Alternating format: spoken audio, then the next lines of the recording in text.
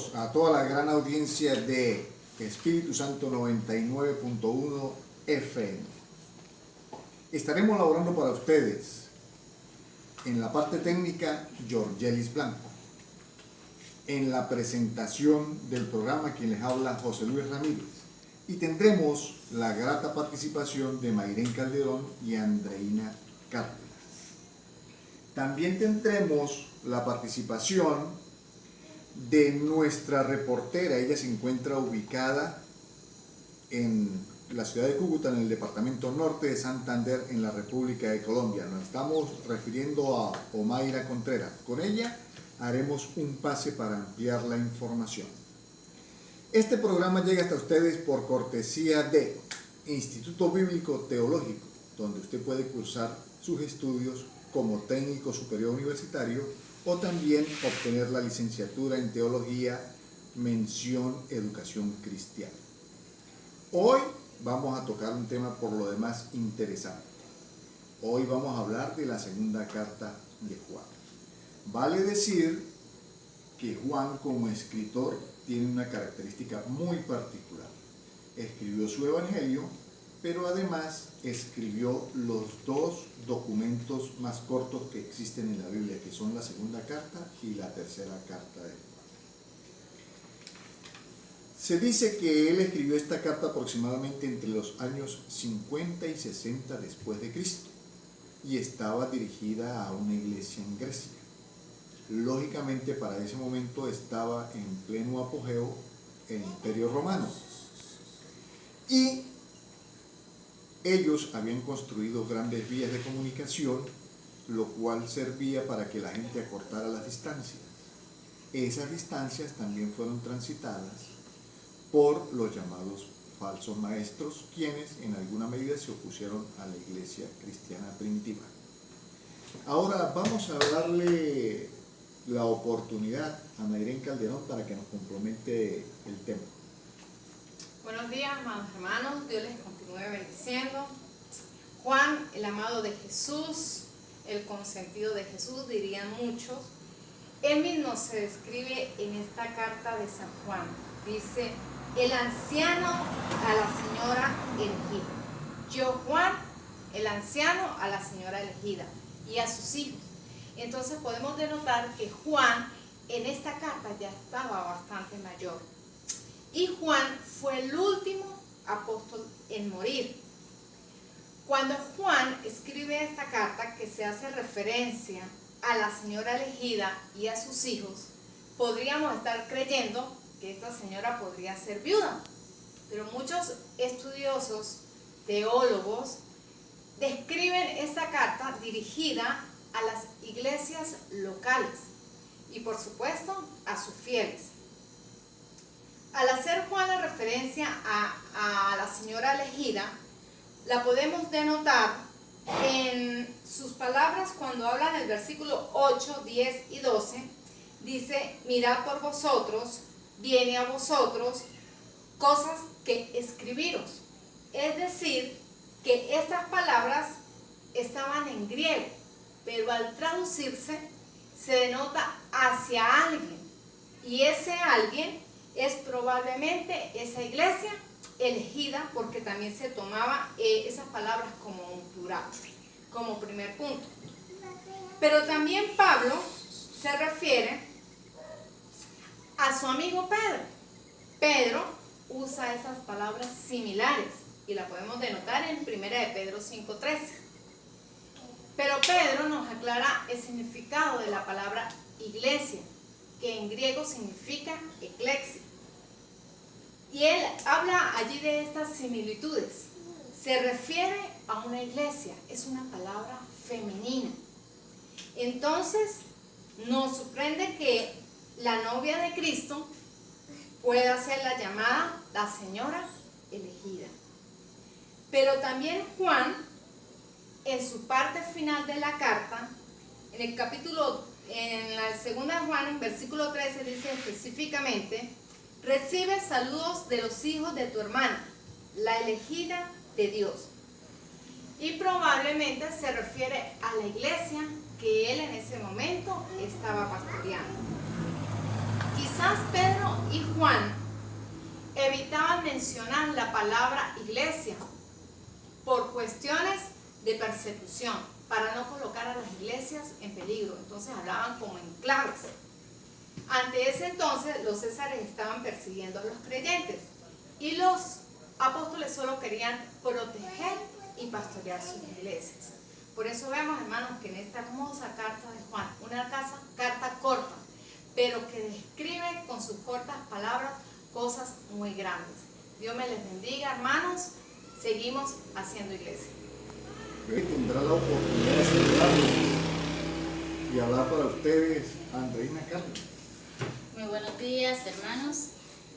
Como ya lo vino diciendo, mi nombre es Andreina y vengo a explicarle a continuación. Le seguimos explicando sobre el libro Segunda de Juan, el cual solamente complementa 13 versículos.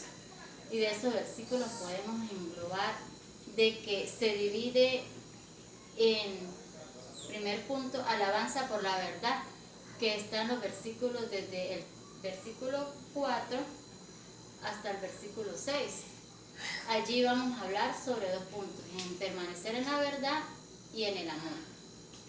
Como inicialmente se dijo, permanecer en la verdad, Juan, este escritor se dirigía a la señora, y la señora era a la iglesia, como muy bien lo explicó nuestra hermana Mayrén, el cual decía de que él se regocijaba. En el capítulo 4 en el versículo 4 podemos leer, bajo la unción del Padre y del Espíritu Santo, dice: mucho me regocijé porque he hallado a algunos de tus hijos andando en la verdad, conforme al mandamiento que recibimos del Padre. Allí vemos que él estaba feliz porque dice, algunos estaban cumpliendo el mandamiento del Padre.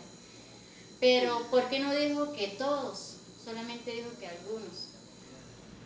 El libro también explica de que como los padres son felices cuando los niños son obedientes o cuando los hijos son obedientes, Juan también decía eso, de que algunos de sus hermanos estaban en obediencia y él estaba regocijado. Qué tan feliz se siente nuestro Padre cuando nosotros cumplimos sus mandamientos, seguimos sus estatutos. Entonces él así se sentía, pero también decía de que se sentía triste. ¿Por qué? Dice, porque no todos andaban en la verdad. Algunos ejemplos de ellos podemos ver en la Biblia sobre Ananías y Zafira. Ellos, por desobediencia, engañaron al Espíritu Santo. ¿Y qué les pasó a ellos? Les causó la muerte.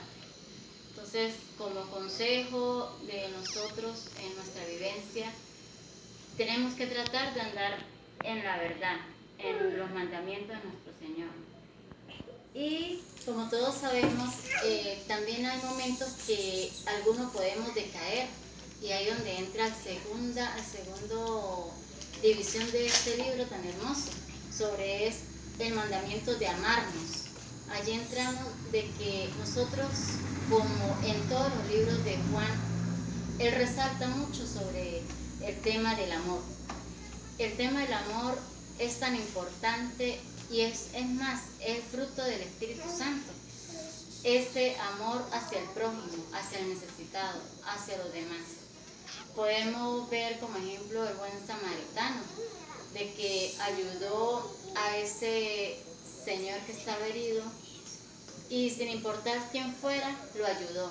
Así debemos ser nosotros, un corazón humilde, presto y dedicarnos al prójimo. Y el amor también se demuestra escuchando a los demás y orando también por el necesitado, ayudando y dando una mano amiga al que lo necesita. Continuamos con nuestro presentador. Entonces, para esa época, los gnósticos se opusieron de manera rotunda a la iglesia cristiana, porque ellos decían que el cuerpo humano no era apropiado para recibir a Dios. También decían que Dios había bajado a la tierra en forma de fantasma o espectro, con mucha similitud al ser humano, que por eso Cristo no podía ser humano. A lo cual En su primera oración, Juan declara expresamente que ha visto, oído y tocado a Jesús, dando a entender que no podía ser un fantasma o un espíritu puro. A lo largo de su carta, y especialmente en el capítulo 4, versículo del 2 al 3, Juan critica a quienes niegan que Jesús haya venido en forma humana, es decir, ya para esa época se estaba atacando o estaba yendo contra la iglesia el espíritu del anticristo, ¿sí? Desde producción nos informa que tenemos en línea a nuestra reportera Omaira Contreras desde la ciudad de Cúcuta. Vamos a darle pase a ver qué nos dice ella, qué información nos tiene para este momento. Gracias por el pase. Aquí continuamos en la explicación de la segunda carta de Juan sobre los falsos maestros. ¿Qué hablamos de los falsos maestros? Los falsos maestros son aquellas personas que no creen en Cristo, que no hablan bien de lo que dice la palabra de Dios. Son aquellas personas las personas que se alejan de las escrituras, de la Sagrada Escritura, son los falsos maestros. Mucho cuidado con los creyentes que dan cabida en sus casas, en sus iglesias, a esas personas que no predican lo que son, que se contradicen de la Biblia. ¿Sí? En 2 Juan también vemos que él en la parte ya final dice que él quisiera seguir hablando, escribiendo y diciendo, pero él todo lo que ha dicho en su segunda carta, en la primera y segunda carta, es en parte como incógnita. ¿Por qué? Incógnita no, como en clave. ¿Por qué? Porque en ese tiempo era muy perseguida la iglesia. Fíjese que, como una reflexión, en ese tiempo era así, perseguido, y nosotros hoy día que tenemos la oportunidad de evangelizar, de ir de ciudad en ciudad, de país en país, no lo hacemos. Pues los exhorto y nos exhortamos todos en continuar con esta maravillosa obra para Dios. También, como un breve resumen de todo de la segunda carta de Juan, hablamos que el anciano era Juan. ¿A quién le hablaba? La señora es la iglesia, con sus hijos. Los hijos son nosotros, la congregación que recibimos la palabra. ¿Sí? La palabra clave de allí, de la segunda carta, de la epístola de Juan, la palabra clave es la verdad y el amor, que está en el versículo 3. Aparte de eso, en el versículo 7 nos habla Juan, que leemos que dice que los falsos maestros son esas personas que ahí Juan los nombra como anticristos, que no debemos confiar en ellos, ¿sí? Y por los momentos, pues eso es todo lo que quiero decir, porque solamente es un capítulo con 13 versículos. Es, como dice, corta pero sustanciosa esa palabra. Feliz noche, muchas gracias a los pastores, a nuestros mentores. Desde